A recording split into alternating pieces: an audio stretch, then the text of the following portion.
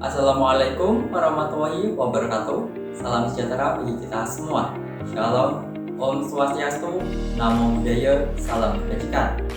Halo kawan pajak, para generasi milenial. Pada kesempatan kali ini kita akan membahas mengenai peningkatan kesadaran pajak dengan meneropong digitalisasi perpajakan pasca pandemi. Saat ini, kita hidup pada zaman di mana perkembangan ilmu pengetahuan maupun ilmu teknologi informasi berkembang sangat pesat. Apalagi pasca pandemi COVID-19, kawan pajak tentu saja tak lepas dari media sosial. Tanpa kita sadari, media tersebut dapat kita manfaatkan sebagai sarana untuk mensosialisasikan pajak kepada masyarakat sebagai upaya untuk meningkatkan kesadaran pajak.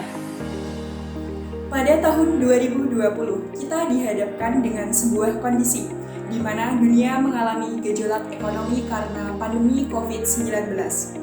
Tentu saja, kondisi tersebut tidak bisa dipungkiri, sedikit banyak akan merubah dinamika perekonomian di dunia dan di Indonesia pada khususnya.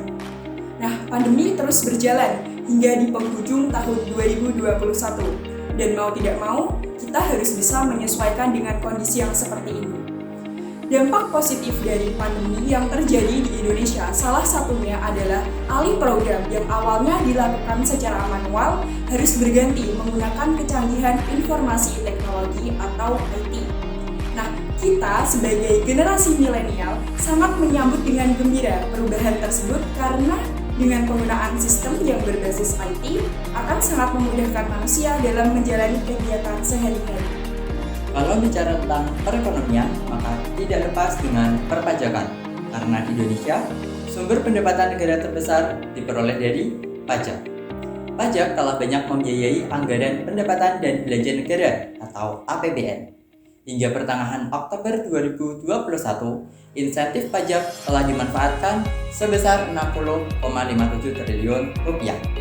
Pertama, insentif digunakan untuk meningkatkan daya beli masyarakat sebesar 2,98 triliun rupiah. Kedua, insentif untuk membantu likuiditas dan kelangsungan usaha sebesar 47,44 triliun rupiah. Tiga, insentif untuk penurunan tarif PPh badan yang berlaku umum sebesar 6,64 triliun rupiah. Insentif untuk membangun UKM sebesar 0,54 triliun rupiah. Insentif untuk meningkatkan daya beli masyarakat dan mendukung sektor dengan output multiplier yang tinggi sebesar 0,64 triliun rupiah. Insentif untuk meningkatkan utilitas kapasitas produksi otomotif dan sebagai instrumen pengungkit konsumsi sebesar 2,08 triliun rupiah. Insentif untuk mengurangi beban sektor retail yang sangat terdampak oleh PPKM sebesar 45,01 miliar rupiah. Berdasarkan realisasi komponen pendapatan negara, penerimaan yang bersumber dari perpajakan secara nominal mencapai 181,75 triliun rupiah. Capaian realisasi penerimaan perpajakan tumbuh 1,74%. Pada APBN 2021, realisasi komponen perpajakan pendapatan negara dari penerimaan perpajakan telah mencapai 12,58%. Secara lebih detail, realisasi penerimaan perpajakan yang bersumber dari penerimaan pajak telah mencapai 11,88% terhadap target APBN 2021. Penerimaan pajak tersebut pertumbuhannya masih terkontraksi sebesar 4,84%. Dari data tersebut, kita perlu mengoptimalkan sistem perpajakan agar pertumbuhannya lebih bisa meningkat lagi. Nah, salah satu cara yang digunakan untuk memudahkan instrumen perpajakan adalah dengan cara digitalisasi pajak. Sekarang ini, Direktorat Jenderal Pajak telah membuat banyak platform digitalisasi pajak. Salah satu contohnya adalah pengisian SPT yang sudah dilakukan secara online dengan menggunakan platform e-filing. Selain itu, untuk pembayaran pajak juga semakin mudah dengan dibuatnya e-billing. Dan sekarang ini pendaftaran sebagai wajib pajak sudah semakin dimudahkan lagi dengan digunakannya NIK dalam pembuatan NPWP. Nah, itu semua merupakan sebuah kemudahan yang memang dibuat agar warga Indonesia, terutama untuk generasi milenial seperti kita, lebih dimudahkan dalam penerapannya. Selanjutnya, DJP juga telah membuat website untuk memudahkan masyarakat agar bisa mengakses dan mengetahui sistem pajak terbaru yang telah ditetapkan oleh Kementerian Keuangan. Website tersebut bisa diakses pada laman www.pajak.go.id. Dari laman tersebut, kita bisa mengetahui banyak hal tentang perpajakan, mulai dari jasa-jasa perpajakan, cara mengisi e-filing, cara mengaplikasikan e-billing untuk bayar pajak, dan masih banyak lagi yang bisa kita akses pada laman tersebut. Selain website, DJP juga punya akun Instagram yang mungkin lebih relate untuk kita generasi milenial. Melalui akun Instagram tersebut, kita juga bisa mengetahui informasi terupdate tentang pajak.